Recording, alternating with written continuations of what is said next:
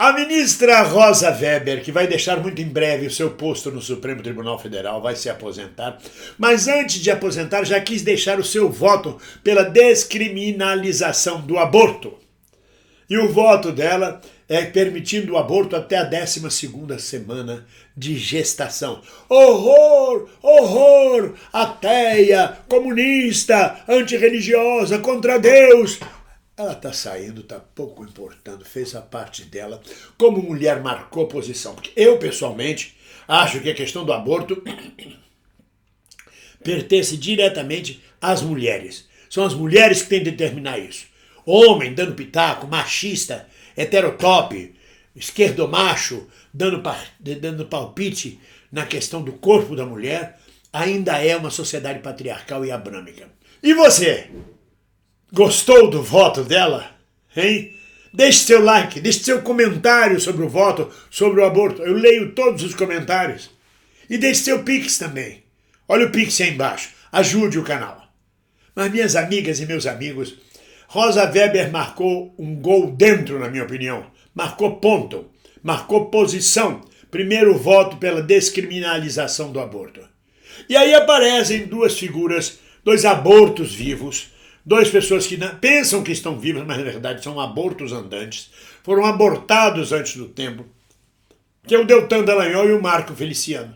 Justamente duas figuras que não têm nada a ver com o ser humano, na minha opinião, com a humanidade, com o humanismo. Duas pessoas que, na verdade, são abortos andantes. E todos dois deram declarações similares. Deltan Dallagnol disse: quando minha mãe estava grávida, o médico disse que ela deveria de abortar porque o feto, que era eu, ia nascer com cabeça d'água. E, entretanto, estou aqui. Sim, está aqui, mas com cabeça d'água, né? Ou alguém tem dúvida disso? Como é a cabeça do Deltan Dallagnol? Era melhor que tivesse sido abortado. Ou não, com todo respeito. Não. Mas para dizer isso, é melhor ter calado a boca.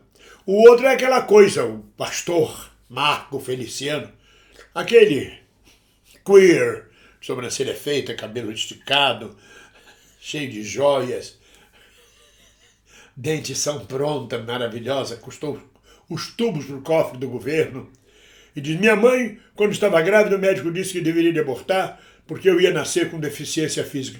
E eu estou aqui. Quem disse que você não tem deficiência mental ou física? Quem disse? Essas pessoas são de uma presunção impressionante. Para poder pregar contra o aborto, e todos dois são religiosos, não são sacerdotes. Aliás, um é pastor, é o pastor Marco Feliciano. Mas são religiosos, o que já é suspeito. Eu acho que ser religioso é uma coisa suspeita. Ser espiritualizado é outra história.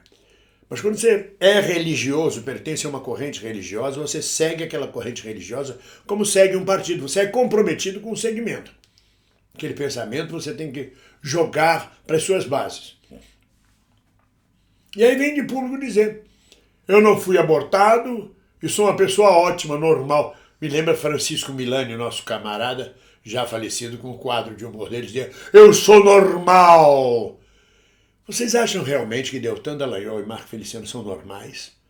Claro, eles têm o direito de nascer, têm o direito de viver, mas que os dois são dois abortos na sociedade brasileira, eu não tenho dúvida disso. Rosa Weber, ao votar permitindo o aborto até a 12ª semana de gestação, está prestando um serviço à nação, para que não nasçam mais porcarias como já nasceram. Porque os abortos não é só o Deltan Dallagnol e Marco Feliciano, tem muita gente mais. Tem Eduardo Cunha, tem o Garotinho, tem Maluf. Maluf é um dos abortos mais antigos. Infelizmente nasceram e a gente tem que conviver com eles. O que a gente pode fazer? Mas, na verdade, o direito à gestação é um direito do corpo da mulher. Essa é a minha posição. É um direito que a mulher tem de controlar o seu corpo, de dizer o que ela quer e o que ela não quer.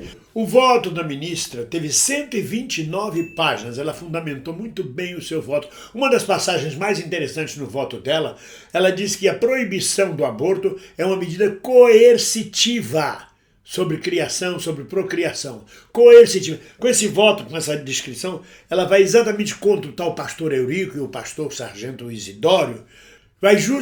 O voto da ministra vai justamente contra os dois que fizeram um projeto de lei contra o matrimônio gay, dizendo que o matrimônio gay não pode ser sustentado, que casamento é entre um hétero, é entre um homem e uma mulher, e tem por objetivo final a procriação.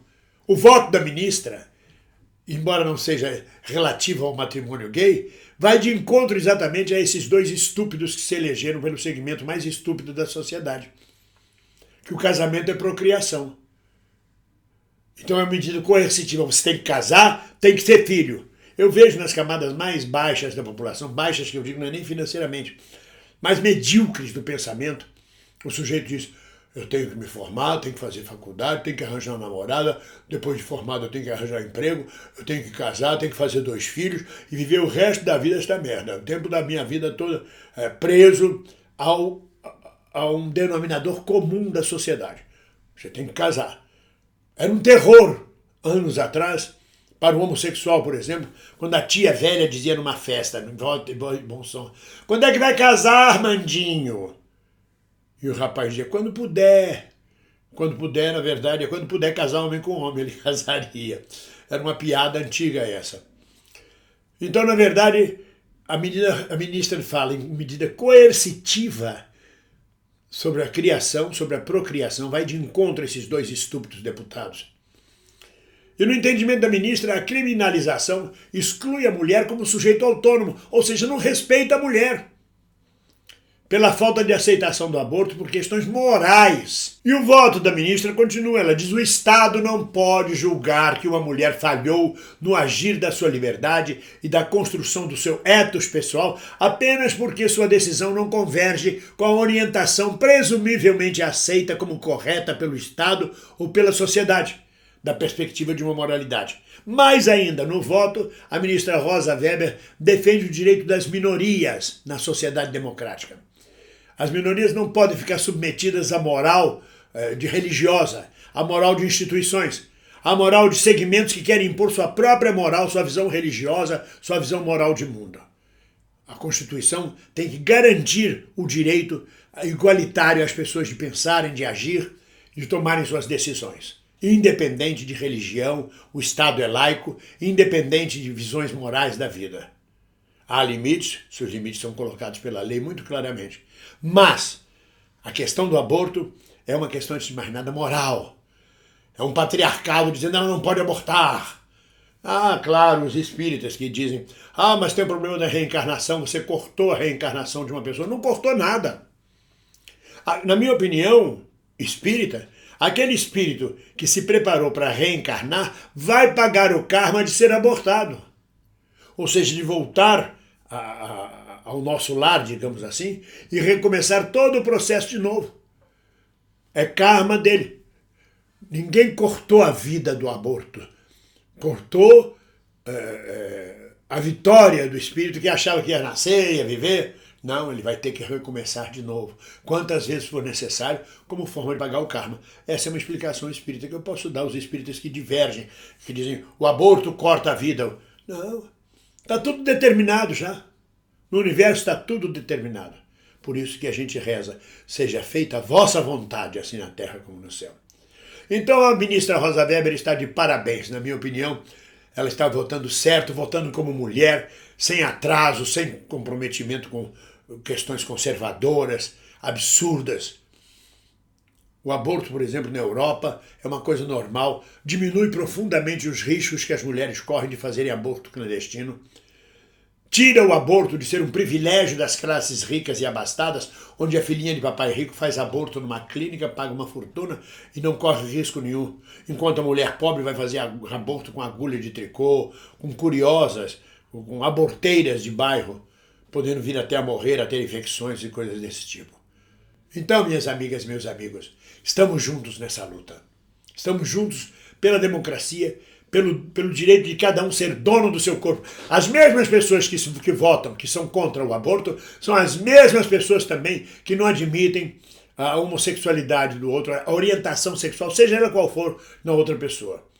São as mesmas, na sua maioria, os deputados, que exigem que que o ser humano siga aquela orientação sexual patriarcal, abrâmica, aquela coisa católica, crente, religiosa, repressora, europeizante, careta, são as mesmas que fazem isso também com o aborto.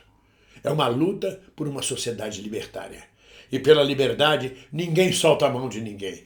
Um abraço.